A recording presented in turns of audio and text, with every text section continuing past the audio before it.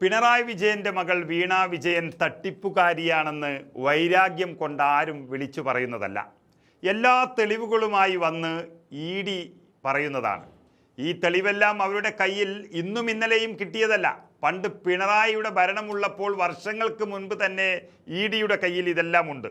അന്ന് BJPയുമായുള്ള രഹസ്യ ഡീൽ ഉറപ്പിക്കുന്നതിൻ്റെ ഭാഗമായി എല്ലാം അവർ പൂഴ്ത്തിവെച്ചു. ഇന്നിപ്പോൾ ഒരു തരി സഹായം പോലും ചെയ്യാൻ കേരളത്തിൽ എന്നല്ല ഇന്ത്യയിൽ എവിടെയും കഴിയാത്ത തരത്തിൽ പിണറായിയും CPMും തകർന്നു തരിപ്പണമായിരിക്കുന്നു എന്നുള്ളൊരു ബോധ്യം BJPക്കും അതുപോലെ ഇ.ഡിക്കും വന്നിരിക്കുന്നു.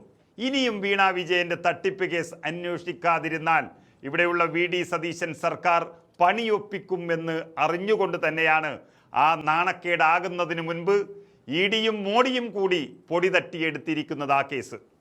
അതൊരല്പം സ്ട്രോങ് ആയി തന്നെയാണ് എടുത്തിരിക്കുന്നത്.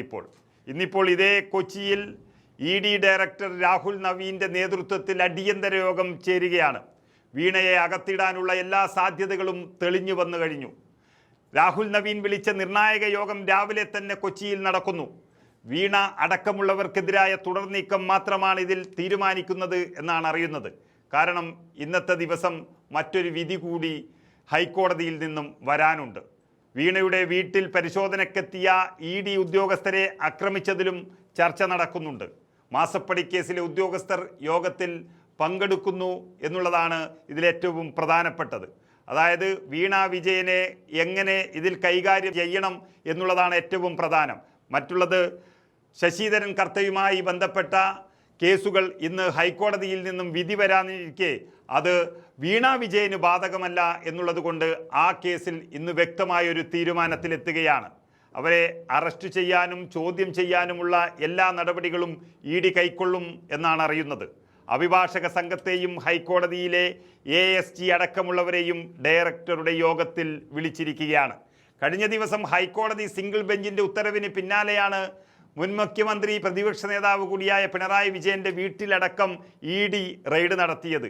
പക്ഷേ ആ റെയ്ഡിനെ ഇല്ലാതാക്കാൻ ശ്രമിച്ച CPMന്റെ നേതാക്കളാണ് വിഡ്ഢികൾ എന്ന് പറയേണ്ടിയിരിക്കുന്നത്. കമ്പനി മേധാവികളുടെ വീടുകളിലും ഓഫീസുകളിലും എല്ലാം റെയ്ഡ് നടത്തിയിരുന്നു. പക്ഷേ CPMന്റെ നേതാക്കൾ പിണറായി വിജയന്റെ വീട്ടിൽ കാട്ടിക്കൂട്ടിയ തോന്നിയാസങ്ങൾക്ക് ഇപ്പോൾ വലിയ വില നൽകുകയാണ്.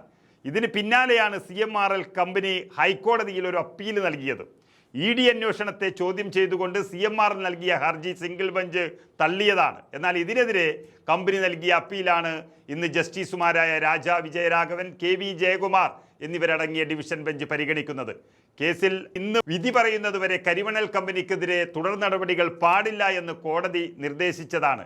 ഈ ആശ്വാസം മാത്രമാണ് ഹർജി നൽകിയ CMRLന് ഉള്ളത്.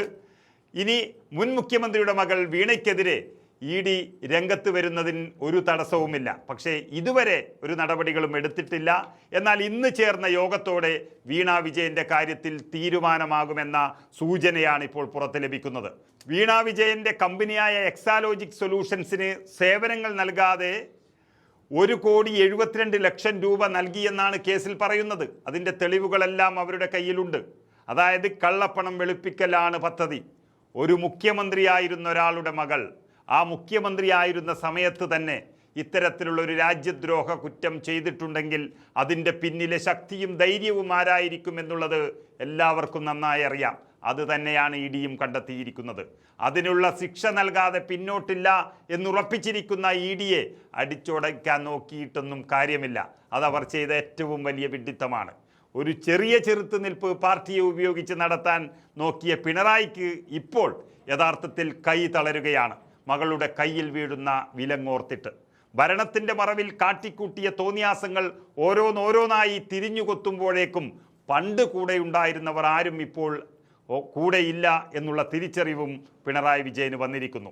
ഏതായാലും ഇ.ഡിയുടെ ഈ അടിയന്തര യോഗം വീണയുടെ കാര്യത്തിൽ തീരുമാനമാക്കി എന്നുള്ളതാണ് പുറത്തുവരുന്ന റിപ്പോർട്ട്.